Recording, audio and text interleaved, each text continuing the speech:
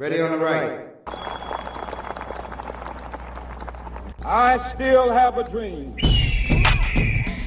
It is a dream deeply rooted in the American dream. Together, let us explore the stars, conquer the desert, eradicate disease, and let the oppressed go free. And bring about the freedom of these people by any means necessary. Because people have got to know whether or not their president's a crook. Well, I'm not a crook. I did not have sexual relations with that woman. I know words. I have the best words. You know, you could see there was blood coming out of her eyes, blood coming out of her wherever. I'm sorry. But there's no better word than stupid. I believe that Americans of every political stripe were hungry for a new kind of politics. Politics that favored common sense over ideology. Straight talk over spit. That's right, ladies and gentlemen. If you have heard that, you have now entered the Hawk's Nest. Ohio Radio presents the Hawk's Nest, baby. News, politics, all that good stuff. I am your host, KP, and I am also here with my friend, my co-host, the Surgeon General, a.k.a. Mr. Stay Woke, a.k.a. I'm Kyrie Irving. I'm Kyrie Irving. LeBron James. And LeBron James, that's right. We are bringing to you a brand new show. If you're familiar with Blunt Sessions, if you're familiar with Ohio Radio, then you know we do a lot of fun stuff there. We do everything every Wednesday from 8 to 10, every Wednesday from 10 to 12, every Saturday from 8 to 10. And this particular show, it's a little bit different. We're going to give you a little news. We're going to give you some politics, all that stuff that, you know, you may not normally hear from us. So, what's going on, Serge? Oh, a whole lot of nothing, brother. Yeah. No, not getting bombed on, so I guess that's a good thing. That's always a good thing. In case y'all don't know what that's about.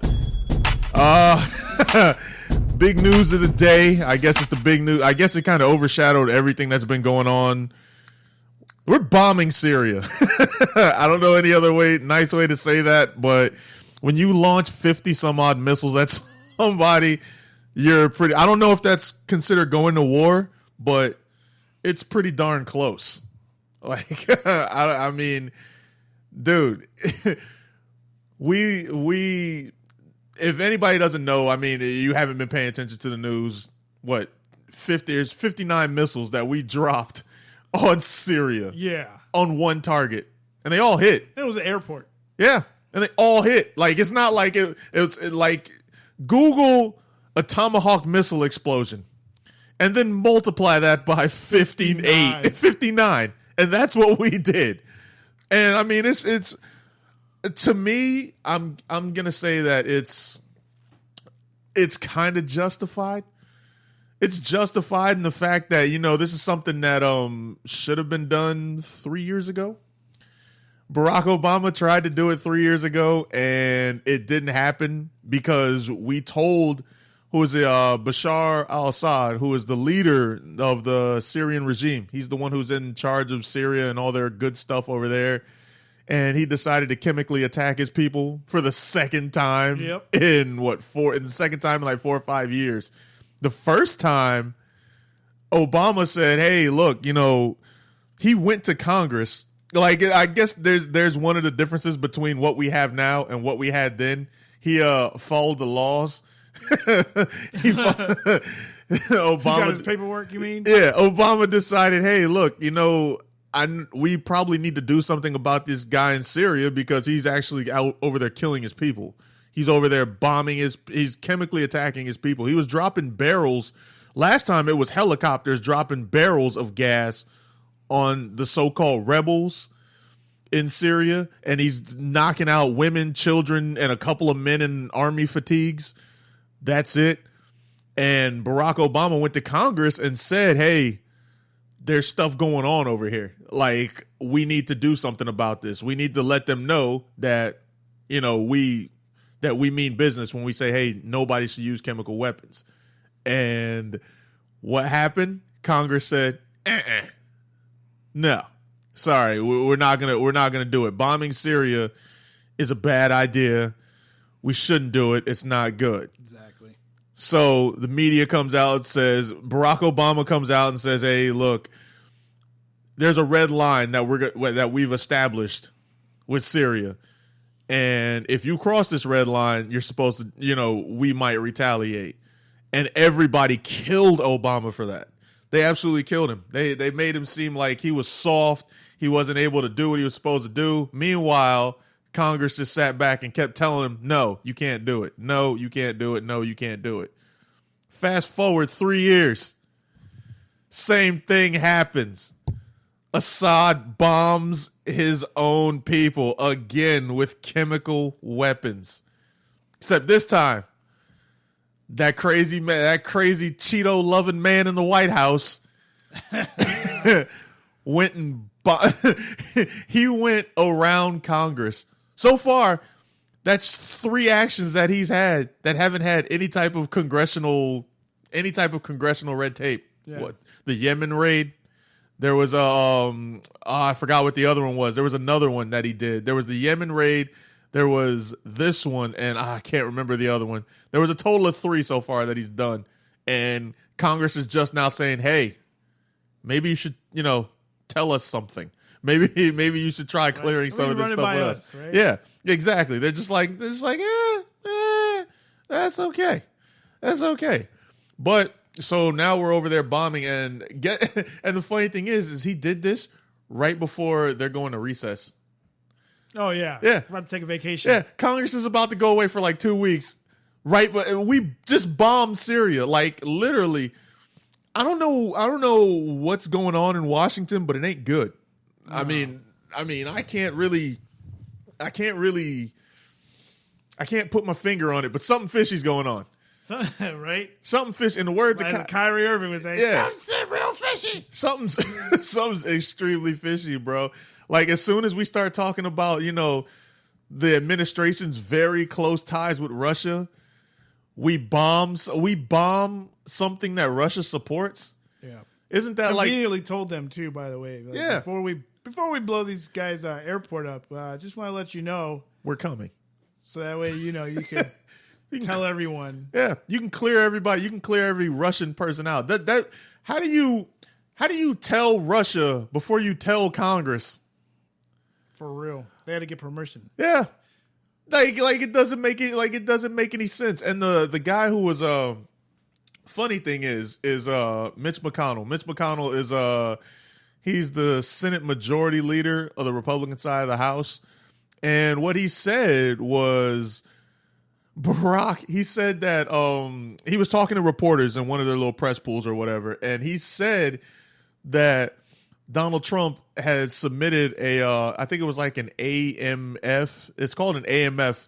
It's called an AMF, and it's what they need. It's what they need to start to do any type of military action. Presidents have to submit that before Congress does any military action. So. He says, well, Trump submitted one, so it was okay for him to do it. So the reporter asked and said, well, why wouldn't you guys do that same thing for Barack Obama? So McConnell says, well, because Barack didn't submit one. So she called him in a lie. She was like, no, wait a minute. I checked my sources, and he actually submitted 2. Yeah, right? Yeah, he submitted 2. Not only did he do 1, but he did 2. He did 2. He was like, you know what? I'm going to go the extra mile because this is very important that we do this. So he submitted 2. Congress says, no, we're not going to do it because his reasoning was because that Barack they weren't pinpoint targets. That's what he said. Since Trump came up and said, hey, look, we're going to hit this airfield directly. We're going to hit the airfield, so that's where we're going to bomb. Barack Obama, he was like, well, we don't know what he wanted to do if he wanted to just blow up a couple of camels. He said that. Bro, I don't know what the deal is with a lot of it's like watching children. Like the more I listen to what's going on, like old ass children. Like really old children, man, which is crazy because now with this whole Syria thing, what everybody stopped talking about besides Russia? We stopped talking about North Korea too. Oh yeah. They've been launching missiles You got John McCain over there stirring the pot. Yeah, he's just like, hey, you know what? If y'all ain't gonna pay attention to me, I'm just about to blow up Japan. John McCain's like, you know what? He's fat. Yeah, a crazy. He called him a crazy fat guy. kid. Like what makes you think? Fuck it, I'm not president. Yeah, exactly. Yo, is he setting him up? He's got. I think he is. He's got to be. He's like, oh, okay. It's like, you don't consider me a war hero, huh? Exactly. Yo, watch this. Yo, he remembered all those tweets that Trump came out with a few years ago. They're all coming back to him. He's like, okay, how about I just get us into a war? As a matter of fact, we'll see about you versus the world. For real. How you like that, Trump? Yeah, he's about to put literally, bro. North Korea has been launching missiles for like a month and a half, and I feel like we haven't done anything.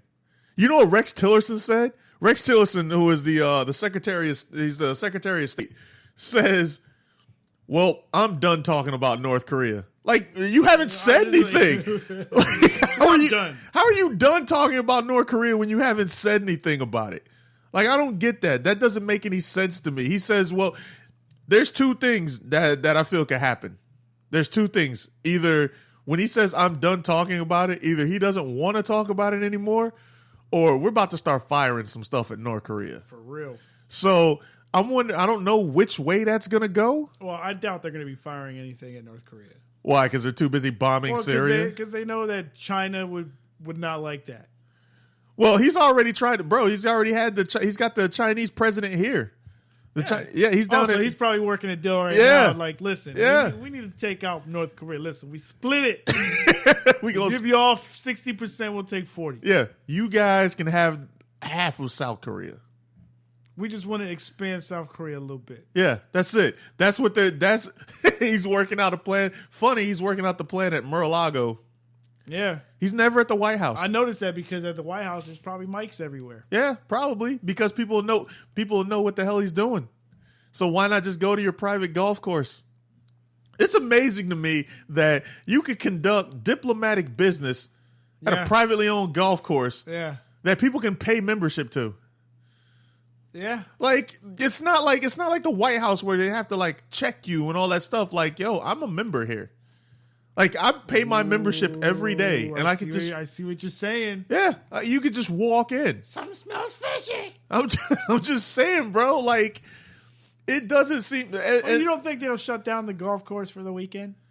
They shut down They shut down Palm Beach for the weekend. Yeah, that's what half those people down there have been complaining about for like ever since let's see, he said that all Barack Obama did was play golf and, spend all the taxpayers' money playing golf.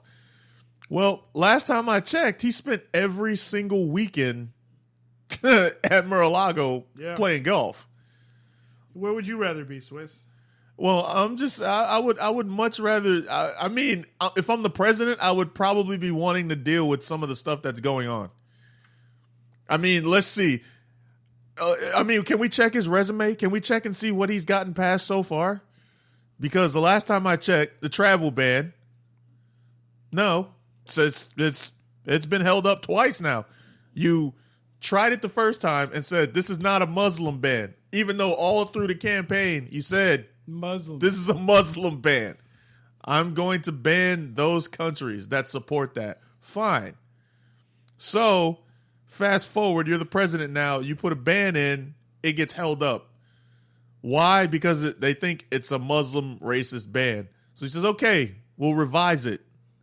What happens with it? It gets held up again. Second time. Yep. It gets held up again. So he's 0 for 2. Healthcare comes around. We're going to repeal and replace Obamacare. That was the biggest mistake. That's the biggest mistake. I'm not like a advocate for Obamacare. I feel like it's necessary to say right now that I don't have a side.